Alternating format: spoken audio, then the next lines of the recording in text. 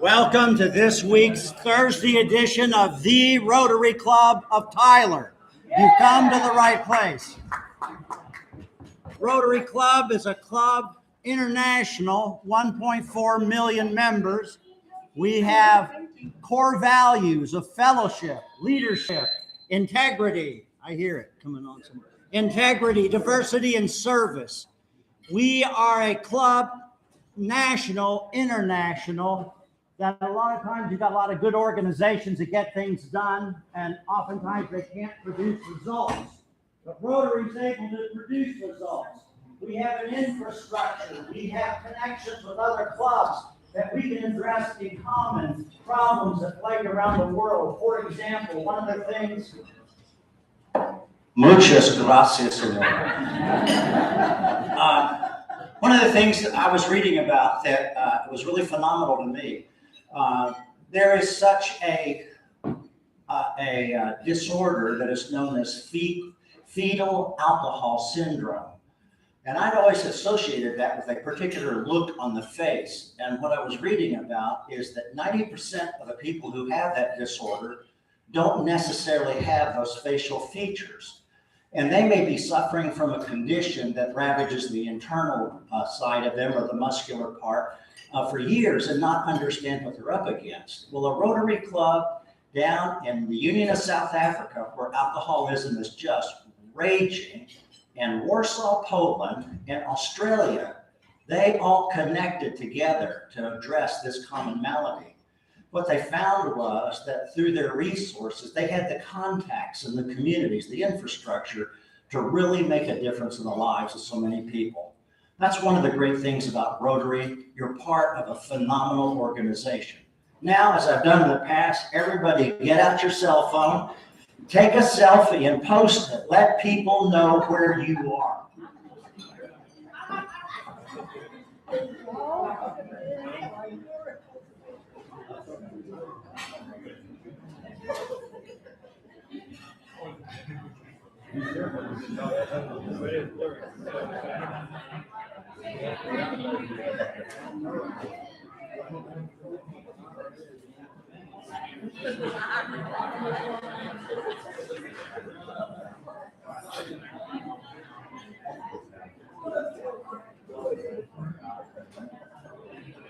Now that you've done that, put your cell phone on silent or on airplane mode or turn it off so it doesn't interrupt the rest of the meeting.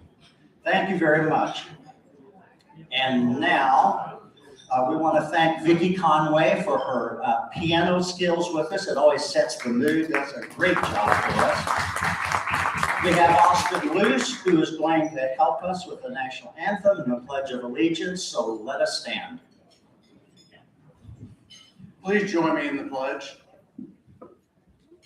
I pledge allegiance to the flag of the United States of America and to the republic for which it stands, one nation under God, indivisible, with liberty and justice for all.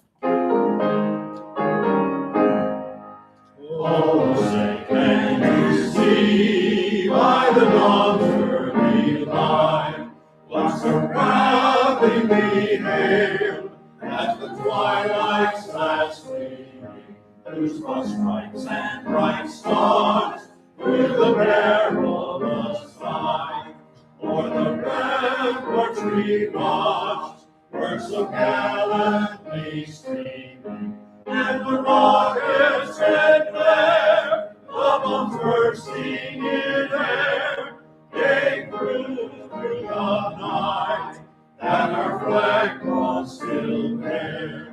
Oh, say does that star-spangled banner yet wave o'er the land of the free and the home of the brave?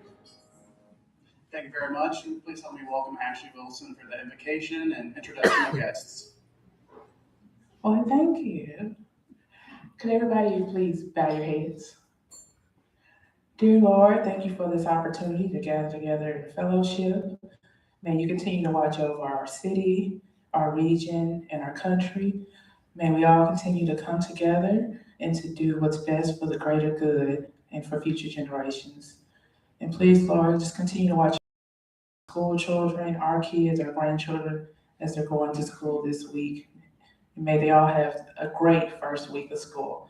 In Jesus' name, amen. Amen. You can now be seated. Do we have any visiting Rotarians with us today? Back here in the middle? I have guests today, sorry, Allison got out of order, but Jeff Johnston and Deatrice Harkey from South Tyler Road. Well, welcome, South Tyler Rotary.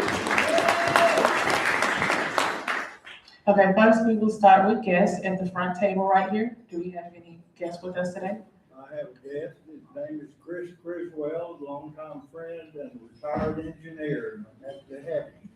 Well, Chris, we're happy to have you. Next, we'll go over here to this table. Do we have any guests at this table right here? I do not believe so. Back here in the back, do we have any guests? This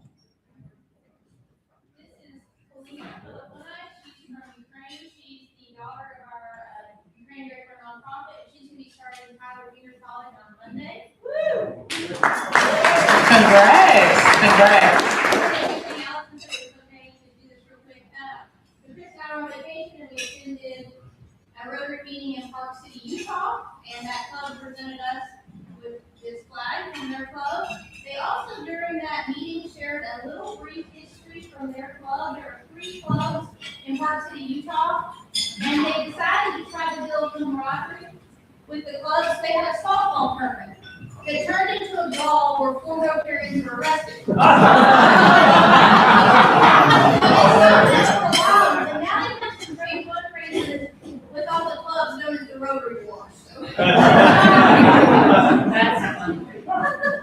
Thank you. Brooks, do you have a guest back there? Yes, I'm very proud to have today a very good friend of mine, Christian Dozier, who is with Rotary Neighbor First Home, so glad that he's here with us. Welcome, Kristen. Do we have any guests in the center table back here? None? What about at this table right here? I brought a friend named Coach Driggs. She's from the City County Medical Society, and I'm just happy to have her here with us today. Welcome. Do we have any guests back here at the corner table?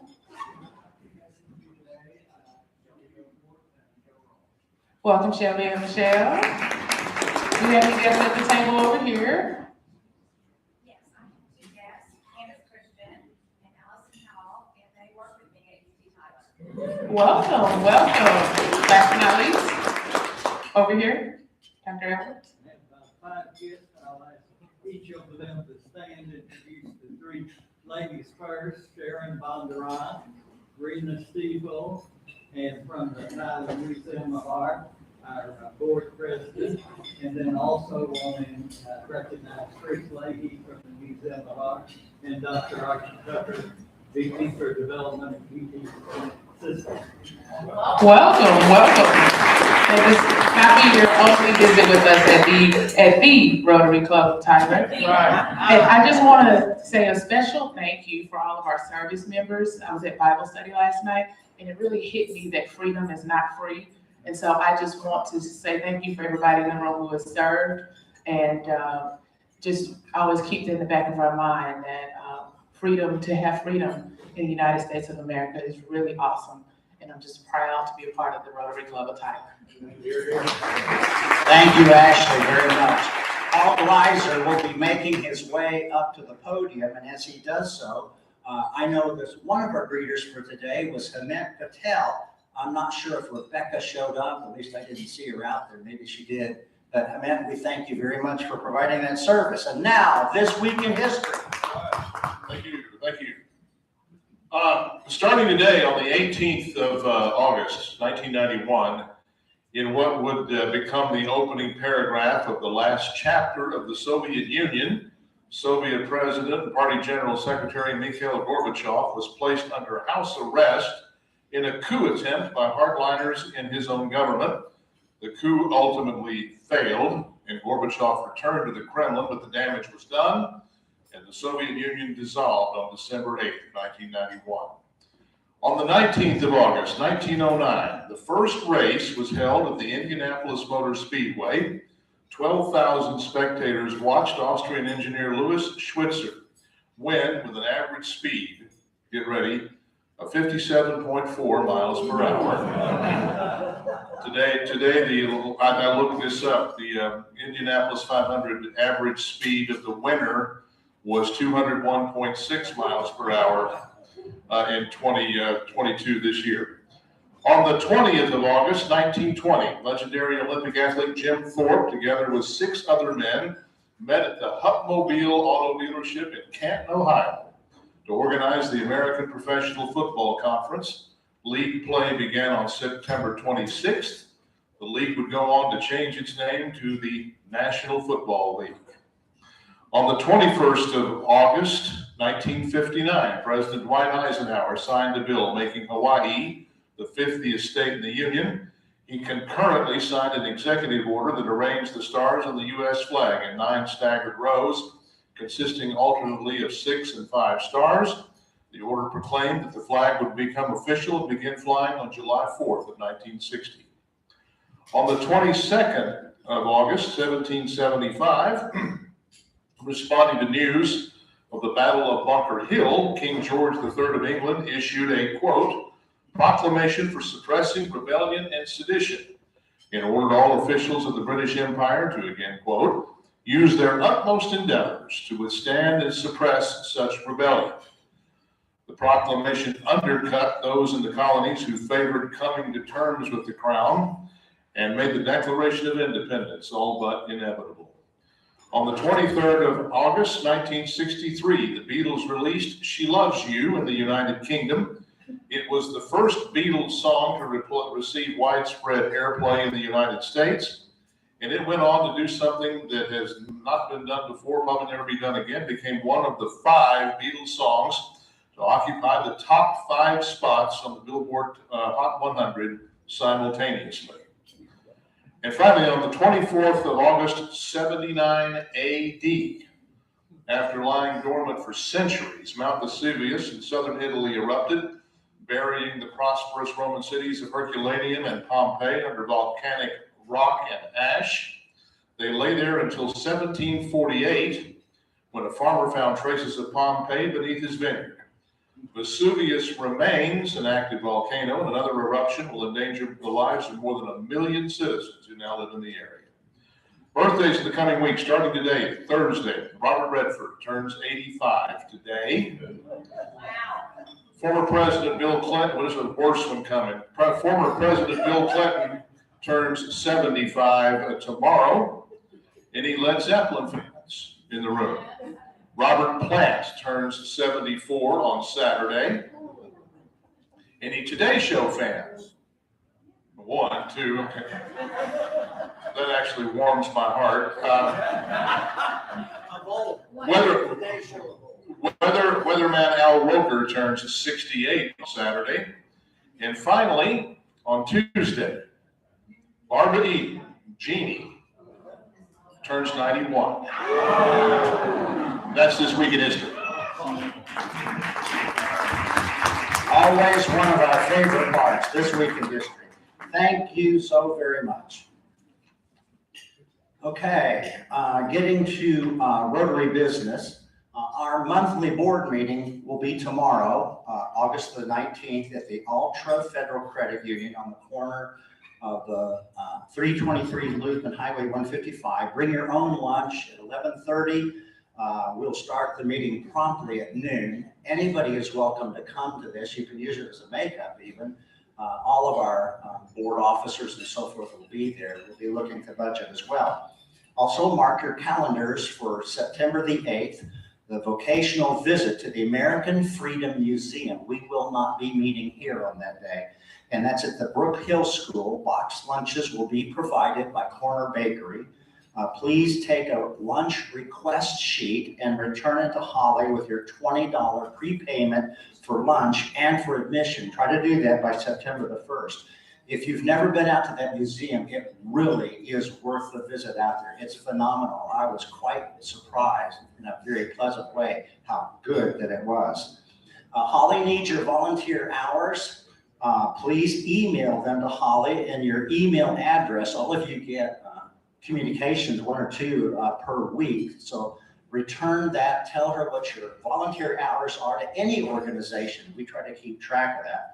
Our program for August the 25th, which is next week, David Jones, our own member, a homeboy, is going to be talking about our fall membership kickoff drive.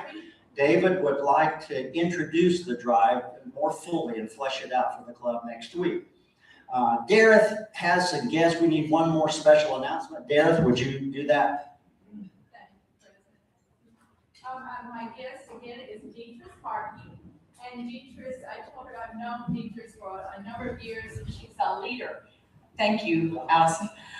Deetress Harkey, she's a leader in so many areas in the community, especially Northeast Texas, and throughout. A lot of people know her as a fundraiser and a volunteer raiser, and also just an event extraordinary person. And I want to introduce Deetress, and she has an announcement so that we'll all probably add and get involved in it. Good afternoon, everyone. Like she said, I'm Deetress Harkey, and I am a volunteer guru. If you don't know me, then you will get to know me because I'll probably be volunteering with you very soon. So with South Tyler Rotary, Holly, where's Holly? She's going to be excited about this because I'm going to invite you guys out. We're having an Adopt a Park program with the South Tyler Rotary, and it's going to be at the Burfield Park at 7 a.m. this coming Saturday. So if you would like to volunteer with us, well, I'm not going to keep you out there that long. And guess what? Sometimes always already clean. So therefore, we will not have that much work to do. But if you would like to come out and join us, I welcome you all to come out and support what South Tyler Rotary is doing by adopting a park. And if your Rotary Club has not already adopted a park, it would be something good for you. The devil doesn't want me to do this. I think this will be something good for your organization and Rotary Club to get with the city of Tyler and be a part of this amazing program because it is dynamic and we are an organization for service. So there you go. Thank you. Thank you very much. I would now like, I think that's all of our Rotary business. I would now like to ask Rochelle Ewer, just a moment. I have something I need to say. If you don't mind, I need to make an announcement about our membership emphasis that our president has already spoken to. There's a piece of paper on the table, and all of our members in our club are associated to one of our team emphases. We're really going into greater detail next week. But coaches, we have 10 coaches. We'll have 8 members per team right now. We have 4 teams that only have 7. So we're going to be running a draft to get the last person on their team, just like they do in the pros. So here's what's coming down the pike. If your entire team shows up for a club meeting, you get 2 points. If you bring a guest, like many of our guests today, the team gets 3 points. If someone joins the club, then you get a touchdown at 7 points. But you need to look on that piece of paper and see what team you're on. And coaches, if you don't mind coming up and seeing me in just a few moments, I'll be happy to talk to you about it. There's one thing I wanted you to really know, and that is I would really appreciate people making this serious. Now, I know, as the coordinator for this thing, I'm not going to be partial, but I am not a coach, but I am on a team, and I represent the Cowboys, okay? So I'm wearing Cowboy colors today, and we got the Green Bay Packers, we got the Broncos, we got the Bears, we got the Niners, we got a whole bunch of people. Let's all have a good time with this, and let's get a lot of members. And you guests, this is a great time to come join our club, and we'll have greater detail on it next week. Thank you. Sure. Thank you. Now, Rochelle, you please stand. Where are you? There you are.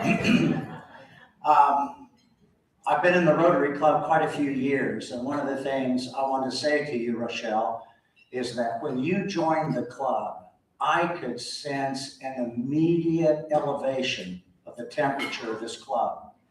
Your energy, your enthusiasm, your verve, your excitement. I remember asking you, did you used to be a cheerleader or something? And you said, yes, you did. And I said, boy, I can sure tell it, because you bring those skills to this club. I think we're growing a lot because of your enthusiasm. It's just contagious. People want to be around you. And that's great to have members that other people want to be a part of. We're a growing club through the effort of a lot of you, but Rochelle, I really appreciate what you do. Thank you very much for being a part of the Rotary Club of Ohio. Yes. I think I saw on Facebook today that today is Rochelle's birthday. That's right, today's Rochelle's birthday. I thought I said that, maybe I didn't. Thank you for picking that up. Yes.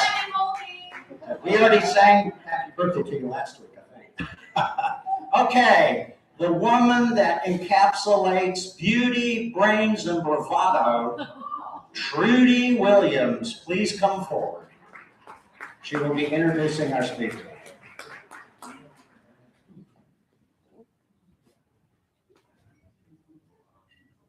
Thank you, Mr. President. I look forward to these introductions. They certainly bring a smile to my face. Thank you so much. I want to welcome you again to the Rotary Club of Tyler. This is a program that I'm really looking forward to hearing. As I can see, we've got a packed house today, and I think this is going to be very informative. And I would like to introduce Dr. Brigham Willis. And please bear with me because I'm reading this from a little tiny picture on my phone. I had it printed out in my office and ran right out of my office and forgot to bring it, but I have all of your information here.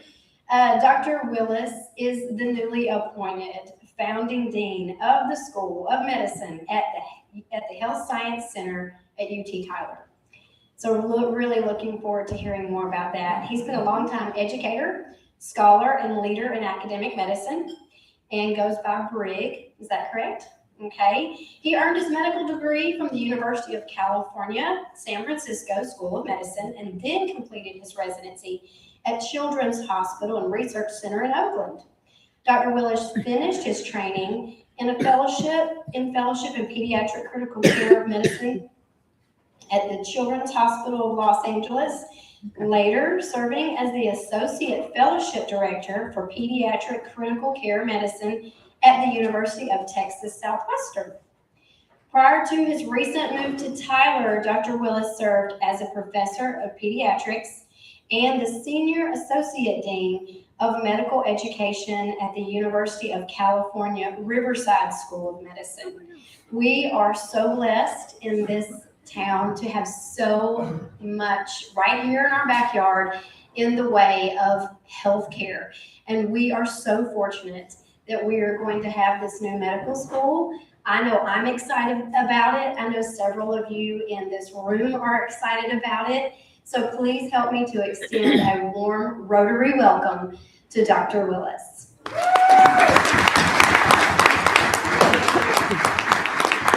Thank you all so much. Thank you for that wonderful introduction. It's always embarrassing to hear about all the stuff you did and everything. And I wanted to thank you all for such an incredible time getting to know everybody, know your tables. And you really didn't have to do the balloons. That's like a little over the top. I don't think I deserve that, but great work back there. It's really beautiful. I really appreciate it. But I'm honored and super humbled to be here. If you think, I mean, it's hard to follow, by the way, these introductions, and what a great thing, learn about history and learn about the club, but you know, understanding what the Rotary Club does and the way you're trying to build relationships across the community and do good for the community, what a better thing for us to engage with than for the medical school to be as much a part of Rotary as possible. I mean, I was just thinking about the four-way test up here that I see, and I'm thinking about the medical school. Is it the truth? Yes, it's the truth. It's actually happening, number one. Number two, is it fair to all concerned? This is a med school for the entire community. I'm going to get into that, but UT Tyler School of Medicine is intended to be a partner across our entire community. UT Health East Texas, Christus, Trinity Mother Francis, every independent practitioner, all the different community organizations. It's for everybody. It's for the whole community. The third thing, will it build better goodwill and better stewardships? Absolutely, right? That's what this whole thing's about, is building relationships. And then will it be the benefit of all concerned? Absolutely. So I think the School of Medicine passes the Rotary test. So I'm happy to be here. Okay, so I intend this to be an update, because everyone always has questions about what's going on with the med school. We've heard some stuff. We're going to talk a little bit about what we're trying to do with the medicine, the school, and our mission. But I hate just blabbing at people. So if you have a question, very informal, just throw food at me or raise your hand or do whatever you got to do, get my attention. It doesn't need to be formal. Okay, so the first question: in medical school, what is a medical school going to do? Well, we really do have pretty dire health outcomes in East Texas. We get to some of the specifics of that, but across the board, the health outcomes of the general population of the 35 counties we define as East Texas are quite poor, some of the worst in the country. We have to do something to address that. And there's a huge shortage of physicians. We're in an interesting discussion at this table about, if you look at the population of physicians at many hospitals, the average age is kind of Medicare age already, right? There's a huge wave of retirements coming. And what are we going to do about that? And so the AAMC actually estimates we're going to have a shortage of physicians by 2033 of probably close to 100,000 physicians across the country. So we need to do something about that. And not only that, the shortage is way worse in rural areas and primary care needing specialties. So we really need to address that. And the people of East Texas need more and better access to healthcare. There's so many specialties in different areas where people just cannot access healthcare. If there's too many barriers to accessing healthcare, people aren't going to do it. And if it isn't there, people can't use it. Great example I like to use, I think in my introduction, you understand I'm a pediatrician. I've been very passionate about pediatric care my whole career. And when I got to East Texas, it was unnerving to hear that in the whole region of East Texas, a place the size of West Virginia, there's not one monitored pediatric hospital bed in the whole region. You cannot get a kid who's really sick in the entire, they got to go to Dallas, they got to go to Houston. That's just wrong, and that speaks to the lack of access to modern healthcare in this region that we need to address. So here's some of the outcomes I was talking about. This is from the 2021 Health Status of East Texas report that was put out by a number of my amazing colleagues at UT Tyler Health Science Center. And you don't need to see the specifics, but dark purple and pink are bad, and the green is good. And you can see all of East Texas, except for a couple of small pockets, are the wrong color. And that's a composite health outcome. I mean, people aren't doing that well in terms of their health. And if we ranked East Texas as its own state, we'd be between 47th and 51st in the country in terms of how healthy people are.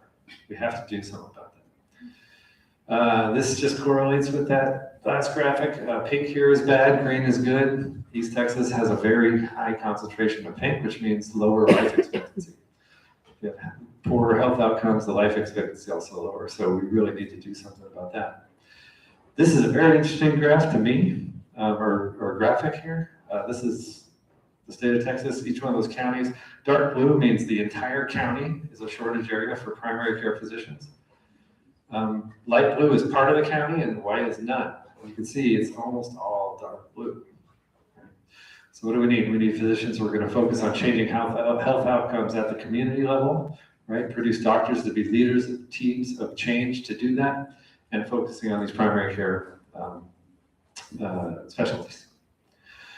And so what does that really, what how can you really affect change to make people healthier? I always like to put this graphic up there because, you know, a doctor going out, hanging up a shingle, having him in his office and being like, you know, here, take this blood pressure medicine. That's good, right? You want to address that health outcome. But why did you even get the hypertension in the first place, right? So how can we affect societal and community change to affect people's health before they even need that medicine? And if you look at this, what accounts for why somebody gets sick or stays healthy? And about 80% of it is not me as a doctor, right? It's socioeconomic factors, your job status, your education, your family and social support, your income, those different things. So we need to be working with community organizations to support people in all those areas. Health behaviors, this is a huge one. Everyone's probably well aware of this. Diet, exercise, smoking, all those different things have massive effects on how healthy you are. Physical environment, right? If you don't have safe housing, you're probably not going to be that healthy, right? So all these things contribute to how healthy someone is. So a doctor going out and just doing things to just that narrow band of making people healthier needs to do other things, needs to lead teams of health professionals to address the entire health of a community. And that's what we're trying to do. We're trying to train students to be those leaders. And it's different. I'll talk about how we're doing it. But when I was in med school, I don't know, the other doctors in the group, I didn't get any training in any of that stuff, like zero, right? We learned a lot of biochemistry, which is good, but you also need to learn about these things to actually make people healthier. And we're going to do that by partnering with every community organization we possibly can, right, across the region of East Texas. This is just a smattering of the ones we already have pretty deep relationships with, and I want to partner with every community organization we can to have an exponential effect to get on the ground and affect people's health. We're working with the East Texas Food Bank, setting up a food bank, a food pantry, and nutritious eating classes within the UT Tyler School of Medicine. They're actually going to help teach our students nutrition and healthy eating and how to counsel patients. St. Paul's Children's Services, our students rotate through there. They're providing incredible pediatric teaching. We're actually putting some of our practitioners down there. The AHEC, the Area Health Education Center, trying to promote community health training for people across the region.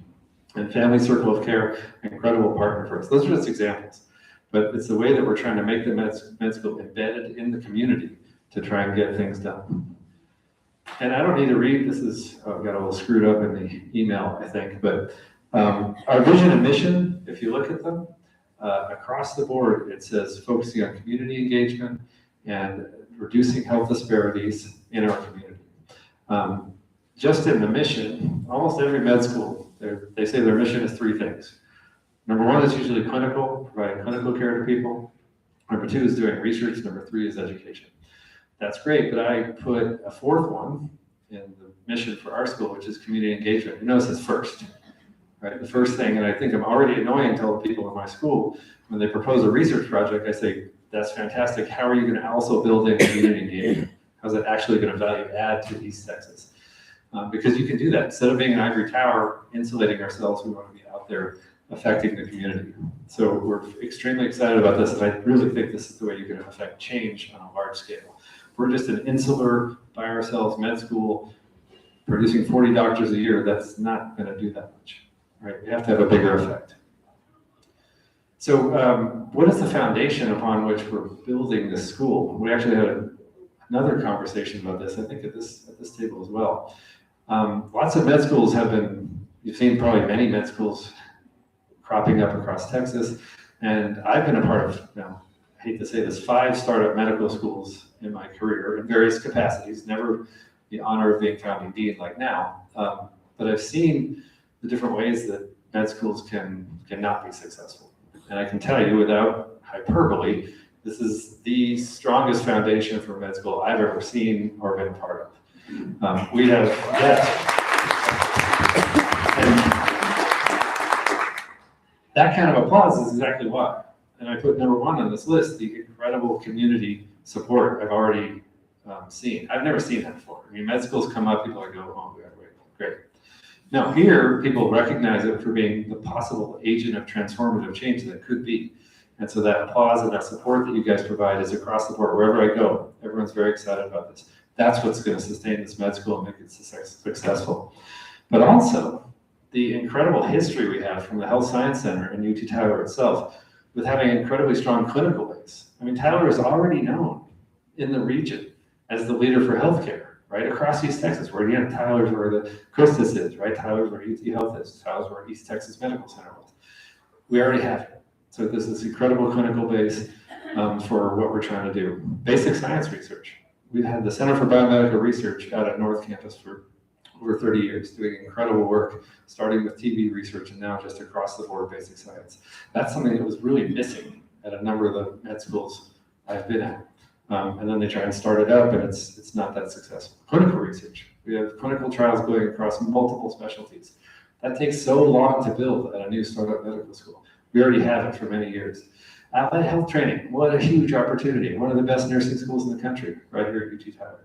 Pharmacy school, we're building a school of health professions. Our students are gonna be, from day one, working on interprofessional teams, learning to be leaders, to go out in the community, lead a team of health professionals to do good things for the community.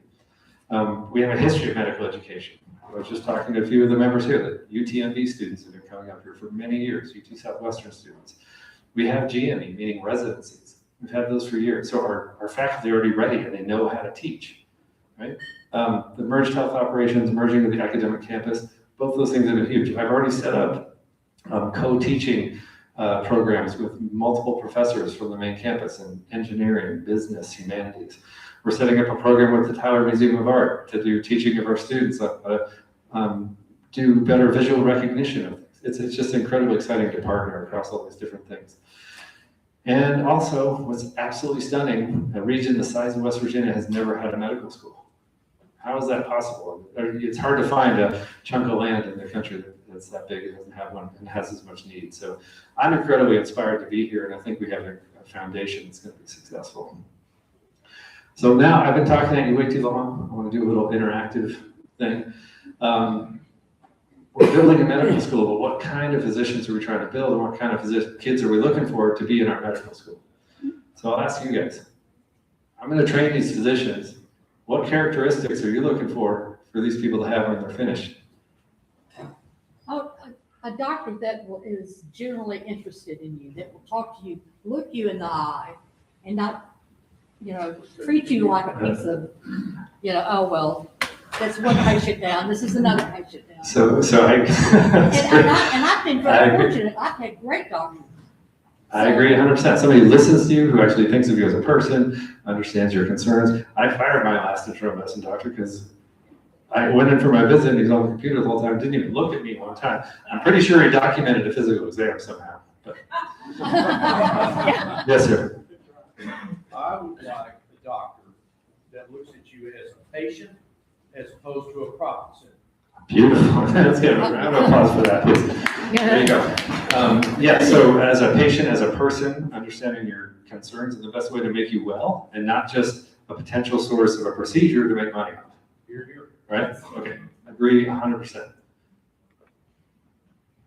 I have read recently that medical schools have some discretion as to which version of Hippocratic Oath they prescribe to their graduates, prescribe to some be more traditional, some be more progressive, especially as it relates to protection of life, pro-life, things like that. Do you guys have some say in that, or have you decided? It actually, we haven't decided that. Most med schools have gone away from like hewing to the exact Hippocratic Oath. There's some weird stuff in that thing, if you really read it. So yeah, we actually do have the opportunity to form our own oath, but it's always around the same thing. It's serving your patient and the profession and those kind of things. But we do have some discretion. There's no I don't know if people know that. There's no requirement that you do a Hippocratic Oath. We actually wrote our own in my medical school. Are the words first, do no harm in there? That's usually some version of that is always in there. Do no harm, do good, promote justice, all those kind of things. Yeah, I think in the back we had someone for.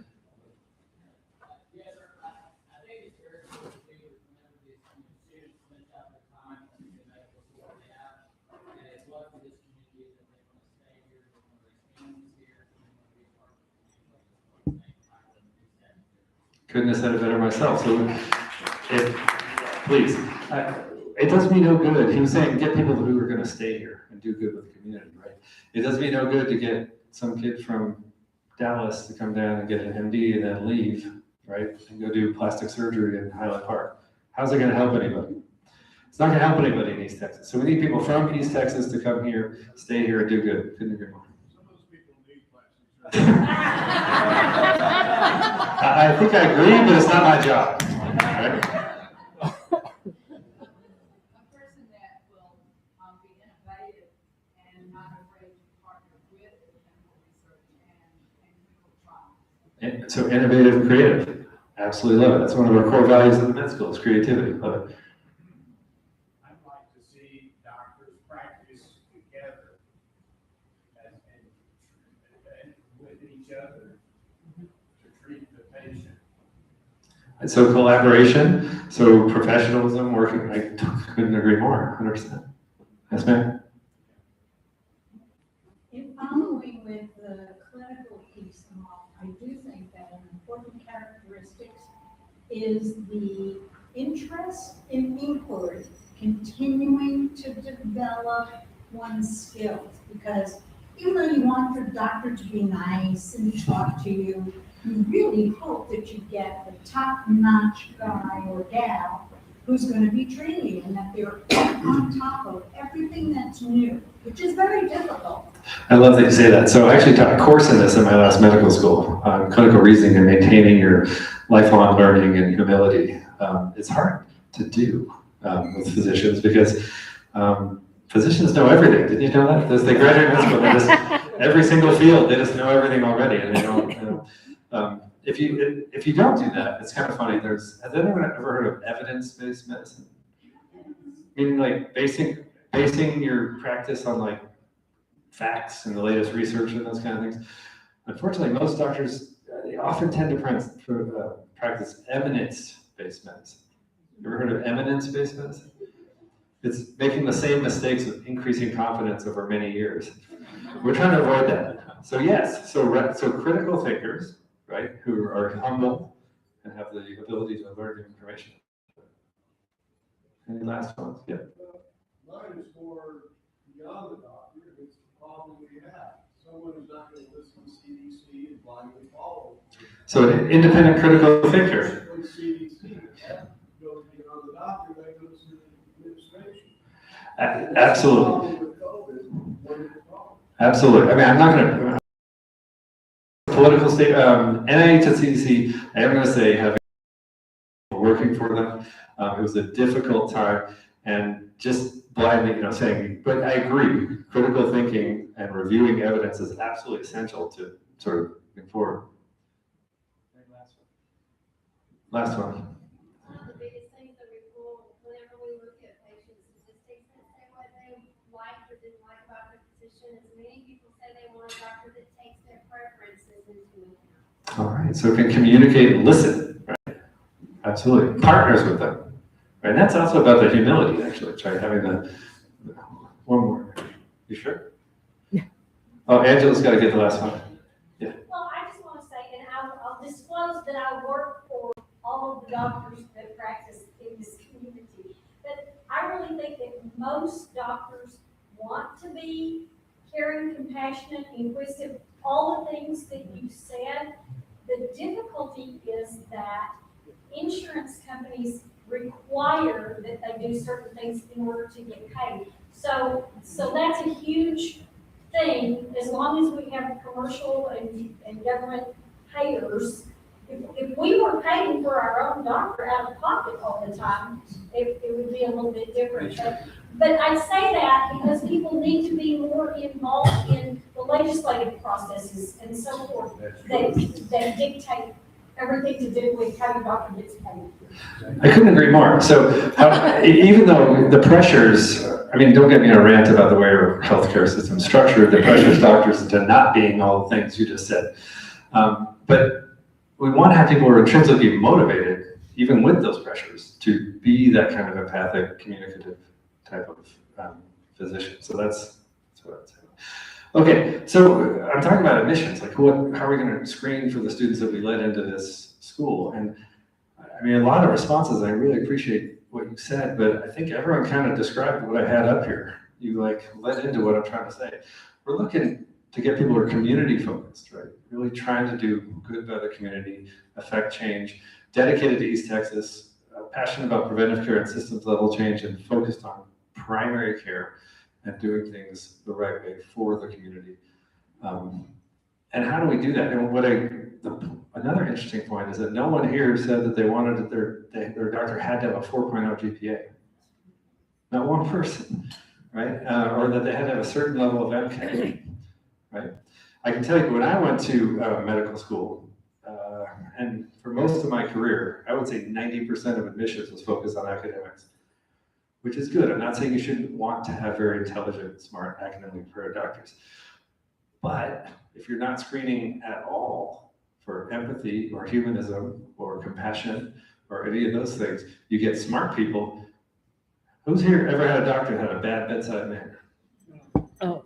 They're everywhere, right? And I think a big part of that is that no one checked on this. They were admitting people purely for academics, which is, again, I'm not trying to say it's not important, but you need to right size it and also consider the other things. Jim? We're gonna have a class of 40 to start the first class, and we're gonna keep it small for a few years to make sure they get really well supported, get the attention they need, all those different things. Where do the new students that come in to the school, like, where do they stay at? Do they stay in like dorm rooms or? No, I was just talking about this. We need more housing for students, I'll say that, but they're basically like grad students. They find their own housing. How many faculty do you have to recruit, and from where will you recruit them? We've already done it. I'm so proud. We've gotten faculty from across the country, some of the top people in their fields. It's an interesting question. We have a core School of Medicine education team. It's about 10 or 11 people. And then we have about, I don't know, maybe 15 kind of senior associate dean, administrator type people. Then we have hundreds of clinical faculty who all contribute to our students. So it's a changing number depending on what type of faculty you get, but the total number is in the hundreds that it takes to get the students a good experience. So anyway, what we're trying to do with admissions is blend these things and recruit amazing people who are going to be these compassionate change leaders that we're talking about. First of all, we have a very rigorous academic preparation index. So these students will be academically prepared, I guarantee you. We're basing this on data from the AAMC that tells you, we have 50 years of data from medical schools telling you who's going to succeed and who isn't. And the students who are selecting are going to have greater than 95%, usually 98% chance of finishing med school successfully. They're incredibly smart, right? Their GPAs and MCATs are like crazy. So they get that. What we're changing is that once our staff sees that they're above that 95 to 98% chance, they get a check mark for being academically prepared. And then the admissions committee doesn't actually look at that. They're just promise you they're academically prepared. We want the admissions committee to look at other things, all these human characteristics. We also have this geographic index, which is connection to East Texas. So we took all the counties of East Texas and we give you points for having been born there, gone to high school there, gone to college there, your parents were from there, all those things. You get more and more points, and the more connected you are to the region, the more you get a high ranking on the geographic index. And it's as important as academics. So we're going to get people from the region to stay here, because the biggest reason you're going to want to practice here is if you're from here, right? And have that pride of place. We have a mission-centered index. We're looking at experiences, leadership, community service within the region. That stuff's important, right? People who are whole people, who are committed to like the Rotary type mission, right? Being part of your community and doing good stuff. And then we're actually, this is kind of unique. I don't know if anyone's ever heard of a situational judgment test. Have you ever heard of that? It's an actual test you can give people that's well supported by data that screens for humanism, professionalism, empathy, listening skill, all those things. So we're actually testing our students for that and making sure on the front end that we're getting people who are good at those things, all what we're talking about. This is not important, it's just a table showing that when you look at the parts of doctors' training, clinical skills, taking care of patients, it's incredibly predictive, is SGT, of their success in that, whereas traditional academics predict nothing. Nothing about whether that person will be good at talking to patients or taking care of them. Okay, any last questions on admissions? Current state, we have 3,800 applications for 40 seats already. We have about, I think it's in the 800 range from East Texas, who have a strong connection. We sent out almost 1,000 secondary applications. So the crop of people is incredible. And you read these applications, it's like, I would never get into med school these days. I tell you, these kids are amazing. Who does the admission interviews that, forget about academics, who does the interviews